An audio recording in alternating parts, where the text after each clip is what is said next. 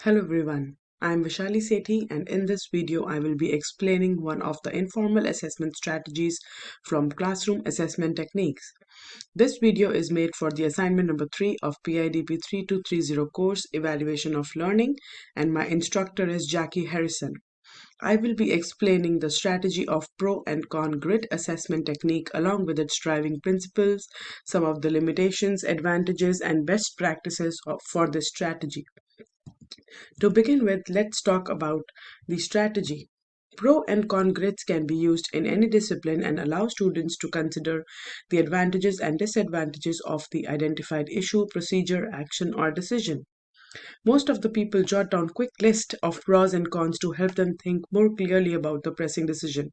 The pro and con grid turns that familiar decision making exercise into a simple classroom assessment technique with a lot of possible applications. This exercise gives faculty a quick overview of class analysis of the pro and cons, cost and benefits, advantages and disadvantages of any issue or mutual concern. The strategy helps the students to move beyond their initial response of a topic by encouraging them to analyze and evaluate information and make decisions based on this analysis.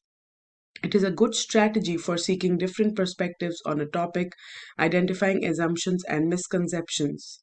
Therefore, it is useful for promoting critical thinking skills.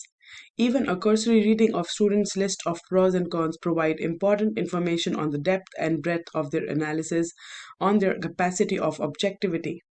This strategy forces students to go beyond their first reactions and search for at least two sides of a coin. This activity promotes a deep level of thought by requiring interaction and encouraging the sharing of ideas. Pro and con grids are ideal for seeking different perspectives, comparing viewpoints, promoting critical thinking, and identifying assumptions or misconceptions. The activity can be demanding and many students may require additional support, such as training in how to debate constructively. The pro and con strategy can be used to analyze any procedure, technique, conclusion, attributes, or a fictional character, political decision, etc. This strategy can be used in any course where questions of value are an explicit part of the syllabus, specifically for the subjects like humanity, social sciences, or public policy courses. It can also be useful technique to assess students' awareness of potential cost and benefits of alternate technical solutions of the same problem in science, maths, or business courses. This technique will also be useful to assess the critical thinking and analytical skills in any pre-professional and vocational training as well. Now let's talk about the principles that drive this strategy, which are development of analytical skills in the students, development of ability to draw reasonable inferences from observations.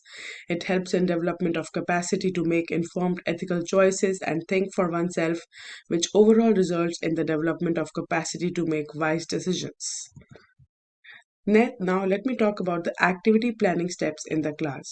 First, the activity can be done individually or in the groups of 4 to 5 members. First, we need to select a topic which is based on any dilemma, choice, decision, issue, etc. Participants will be or have been learning about. Then we develop a prompt that will require participants to provide thoughtful responses. After that, we shall select the desired approach and prepare the technology to facilitate the activity. For example, we can create a shared Google Doc where everybody can record their responses. Once that is done, we need to specify the format in which they need to list the pros and cons, that is, in phrases or complete sentences. Also, students must mention a specified number of pros and cons. After participants have developed the grid, they are invited to share their views and reasons with the group and identify major arguments as compared to the minor arguments.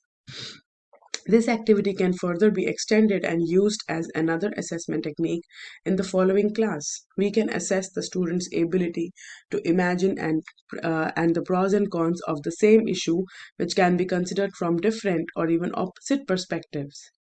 The issues raised could be used as a basis for further online research and follow up discussions. We can also use the results for this assessment for organizing a class debate or for an essay assignment, or ask students to back up their pros and cons with evidence and or any kind of reasoned analysis. The main advantages of these techniques are that it really helps to exercise analytical or evaluative skills of the students. It is a quick and easy way to assess the imagination power of the students to more than one side of an issue. It may be good to carry out at the start of a unit or even after completing the instructions. This technique is also useful for evaluating the cost versus benefit, comparing multiple solutions to given problem, or answering questions of value in many disciplines and various subjects. However, not all issues or questions have merely two sides, so this technique risks oversimplifying of the complex problems.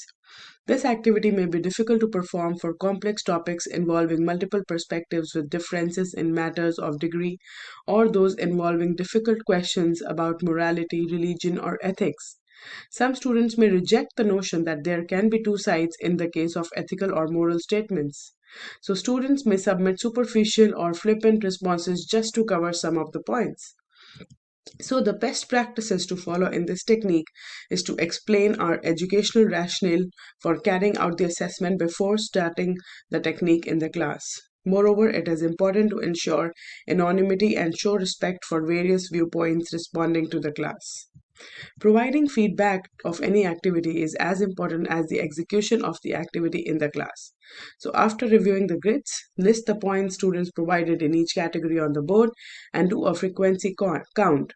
Comment on which arguments do students mention most often. Compare students' list with yours. Explain to them how balanced are the two sides. Then provide feedback or grade based on the quality of the grids. The pros and cons can be weighted based on importance of the stated argument and a resultant score calculated on each of the column of the grid. So we can discuss the result of this activity in the next class meeting. So, and lastly, there are some references which I used for the making of this video. So, these are classroom assessment techniques, a handbook of college teachers, instructional resources, Center for Teaching, Learning and Mentoring, and Pro and Con Grid from Griffith University.